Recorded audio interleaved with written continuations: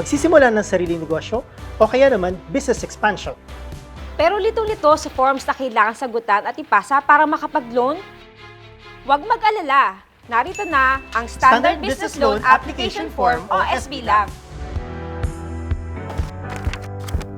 Ang SBLAF ay isang loan application form na 2 pahina lamang, simple at madaling sagutan.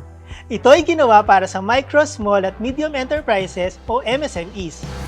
Layunin nitong gawing mas madali at mas simple ang pag-a-apply ng business loan. At dahil standard ang application form, ito na ang gagamitin sa pag-apply ng loan sa kahit anong bangko at iba pang formal na institusyong pampinansyal. Inilabas ng BSP ang Circular No. 1156 na nag-uutos sa mga covered entities na gamitin ng SBLAF bilang pangunahing application form sa pag-a-apply ng business loan ng mga MSMEs. Ano ba ang mga covered entities? Ito ay kanabibilangan ng mga sumusunod. Mga bangko at kanilang subsidiary o affiliate financing at leasing companies, BSP-supervised government non-bank financial institutions, at financing o leasing companies na may quasi-banking license na hindi subsidiaries ng bangko. May ibang klase pa ba ang SBLAF? May 2 klase ng forms ang SBLAF. Una, para sa individual at sole proprietorship, at pangalawa, para sa cooperative, partnership, at corporation kasama ang one-person corporation.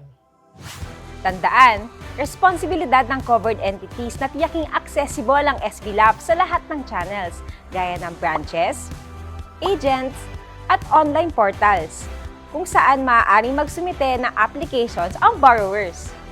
Ang SBLAF ay maaaring ipamahagi na printed o electronic. Ibig sabihin, maaaring isumite ang printed form sa mga branches o ang electronic copy sa opisyal na website ng mga financial institution.